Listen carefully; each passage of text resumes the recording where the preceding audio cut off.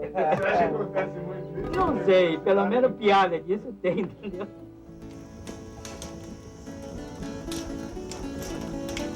Essa história do Estado, sobretudo essas oscilações econômicas, acaba sendo a história da minha própria família, né? Nós tínhamos um grupo, enfim, de fazendas na região de Queluz até Bananal e nesse coração da Paulista, que com justamente a divisão das heranças, a falta de juízo muitas vezes, né? E as crises econômicas acabaram fazendo com que 90% da minha família perdesse qualquer vínculo com a terra, né? Sobrou muito pouco dessas fazendas de café, né? Muitas foram vendidas, depois foram descaracterizadas, os edifícios foram descaracterizados, houve uma espécie de modernização, né? Demoliram-se muitas das sedes de fazendas. Eu acredito que a fazenda Engenho das Palmeiras seja, também nesse sentido, uma das únicas que guardou essa documentação preciosa desde a época da origem da fazenda, quando tinha as grandes lavouras de cana e os engenhos, né? Sob esse aspecto, eu acho que o proprietário atual, os proprietários atuais, a dona Célia e o seu Luísio, são verdadeiros heróis, porque você conseguir manter uma propriedade com essas benfeitorias que ela tem, né, até hoje, sem precisar se desfazer disso, e a gente olha para o município e percebe que praticamente nenhuma delas continua na mão dos antigos proprietários, né, eu acho que é um ato heróico. Os outros que me falam que eu sou um herói de conseguir, sem ter renda vinda de fora, conseguir manter essa fazenda até agora, né? Desde 51 até hoje. O meu sonho é restaurar tudo, né? Preservar, fazer uma parceria aí, conseguir restaurar tudo. Eu acho que não pode perder, né, esse patrimônio. Como vocês se consideram dentro dos quatrocentões? Não, quatrocentão adaptado para a realidade de hoje. A realidade de hoje é diferente da realidade do meu pai, a realidade do meu pai era diferente da realidade do meu avô, e a gente vem se adaptando. Eu acho que, na verdade, o quatrocentão é até um elogio. Mas sempre foi uma família rural e a gente mexe com isso até hoje. A única a diferença, vamos ver, primordial que eu noto dos meus bisavós, ou talvez até dos nossos avós para hoje, é que os nossos avós geralmente eram mais políticos que a gente. Os Junqueiras, eles saem de Minas e povoam o norte do estado de São Paulo. A ligação familiar que eles mantêm, inclusive, é muito mais com os parentes de Minas Gerais do que com os paulistas. Portanto, num certo sentido, eles são penetras no território, né? Eles chegam de uma maneira enviesada e acabam se ajustando com mais dificuldade aos círculos políticos da província e, portanto, com mais dificuldade de se representar junto à corte imperial também, né? Os Arruda Botelho saem de Piracicaba, saem da região ituana antes de chegarem a Piracicaba e, portanto, esse vínculo da região de Rio Claro, São Carlos e Araraquara, passando por Campinas, está diretamente ligado à sede da província, que é São Paulo. Eles estão ligados politicamente a São Paulo e, através da ligação da capital, à corte.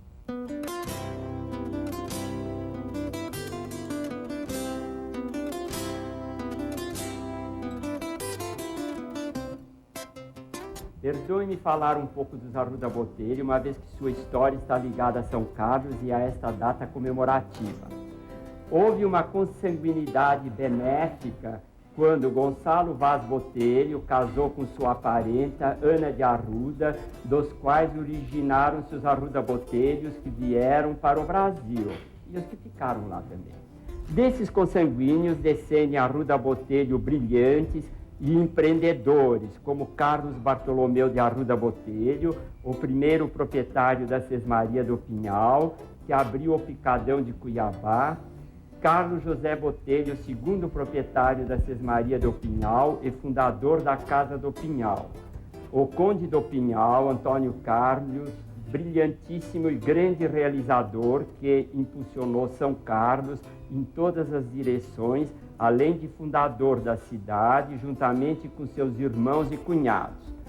Não podemos esquecer a Condessa do Pinhal, que se não tivesse existido, não se teria a garantia da sobrevivência da Casa do Pinhal e dos bons casamentos enriquecedores de gens que entraram na família. Então, um brinde para o aniversário de 147 anos de São Carlos, a Casa do Pinhal, a Helena e a todos os presentes.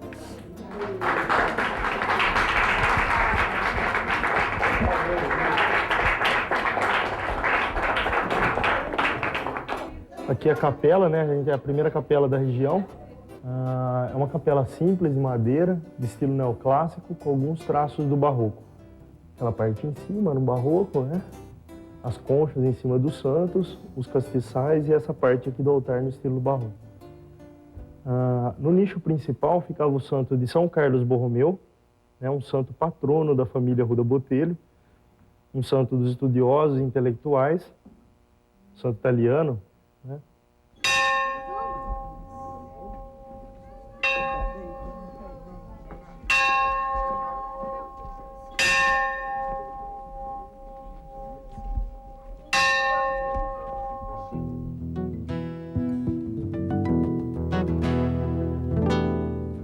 Em 1857, foi pego daqui por Antônio Carlos Arruda Botelho, o conde. Ele reuniu mais alguns fazendeiros da região, muitos eram parentes, e fizeram uma procissão daqui dessa capela até onde é a Catedral de São Carlos hoje, e fundaram a cidade de São Carlos dessa forma. Até hoje o santo fica na Catedral de São Carlos, e todo dia 4 de novembro, que é o aniversário da cidade, o Corpo de Bombeiro traz esse santo, reza uma missa aqui, e depois tem essa passeata, né, com o Corpo de Bombeiro, os carros até a cidade, mantém a tradição até hoje. Então, a Fazenda do Pinhal é um dos patrimônios mais importantes do oeste do estado de São Paulo, dos patrimônios arquitetônicos, né? Porque a casa e o seu entorno estão intactos.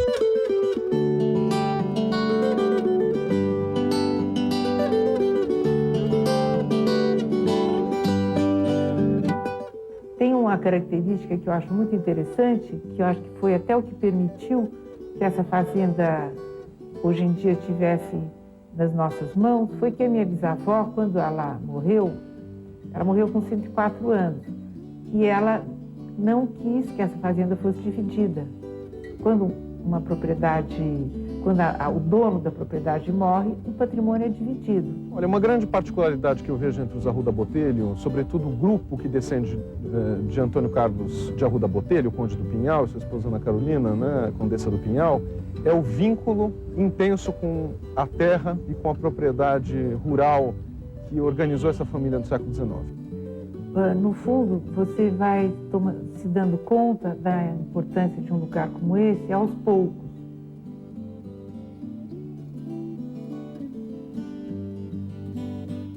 Olhando uma fotografia, você vê como a pessoa se sentava, como que ela se vestia, a formalidade que existia, que hoje em dia é tão diferente.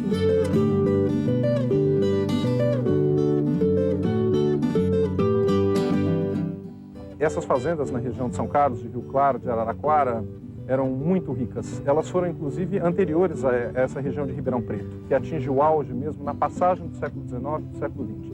São Carlos é uma cidade que já tem uma produção muito grande por volta de 1880 e são responsáveis, inclusive, pela expansão das ferrovias. Os fazendeiros dessa região, como a região da Mogiana, também Mojimirim, Mogi Guaçu, Casa Branca, financiavam a expansão das malhas ferroviárias, tamanho eram os ganhos que eles tinham com o café.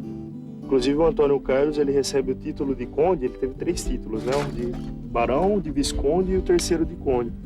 O que deu a ele o título de conde foi a construção de uma estrada de ferro ligando Araraquara a Rio Claro, na época era 300 quilômetros de estrada de ferro, com o dinheiro da própria família. O café deu muito dinheiro, né?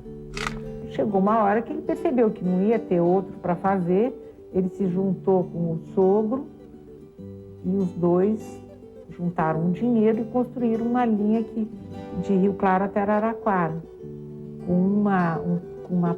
uma outra linha que ia até Jaú. Então, a partir daí era muito fácil, né? Porque era só embarcar o café que ia para Santos. E depois o Antônio Carlos, né, o Conde, ele doa o monograma dele para a Companhia Paulista.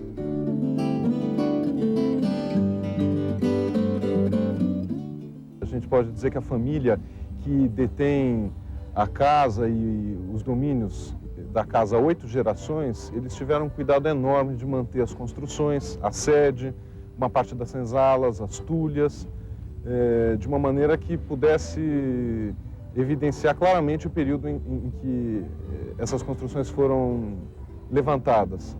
Fora isso, a decoração interna da casa é outra coisa marcante, né? Enquanto grande parte das fazendas paulistas ou já estão despojadas dos seus móveis ou decoradas com um certo aspecto mais opulento, característico do século XX, essa fazenda mantém um aspecto das unidades de produção rural do século XIX, com móveis elegantes, mas móveis contidos, são móveis discretos, como era a vida na fazenda, né?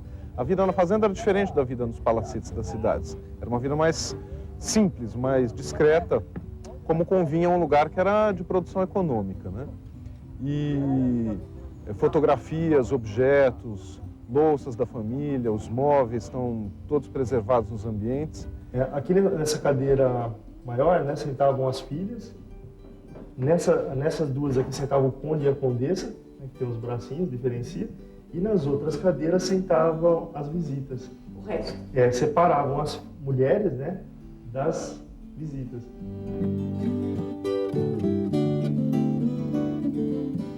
Aqui era a sala das mulheres, né? Tem um piano de 1889, né, com os castiçais ainda para poder enxergar a partitura, as notas.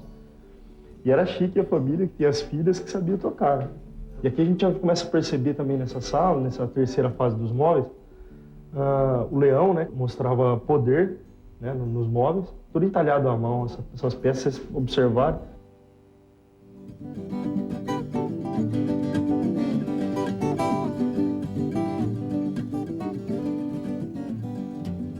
E também aqui tem uma foto, né, o quadro pintado por Benedito Calixto, e essa sala aqui era a sala de visita, a sala dos homens. E outra coisa muito importante na Fazenda do Pinhal é certamente o pomar em torno da casa, né? São 120 mil metros quadrados com árvores frutíferas daquela época, as célebres jabuticabeiras, né, da Condessa e do Conde do Pinhal.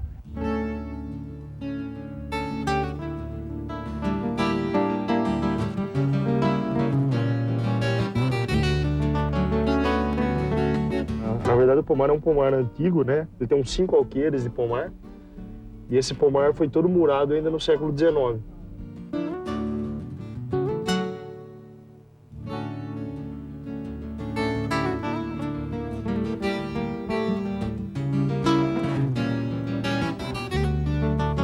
Esse conjunto todo é tão importante, não apenas para os paulistas, mas para o próprio país, que justificou o tombamento da Fazenda do Pinhal pelo Instituto do Patrimônio Histórico e Artístico Nacional em 1987, né? Um dos grandes patrimônios arquitetônicos do interior do estado. Sempre foi um milagre. Você nunca imagina que seja possível você, sem nenhuma grande fortuna, manter isso, né? E construir esse patrimônio, assim.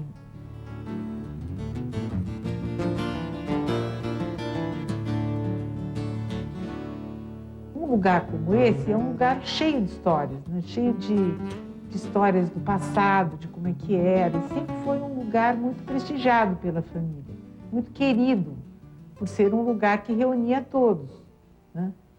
Então, acho que esse lugar tem essa característica de ser um lugar amado.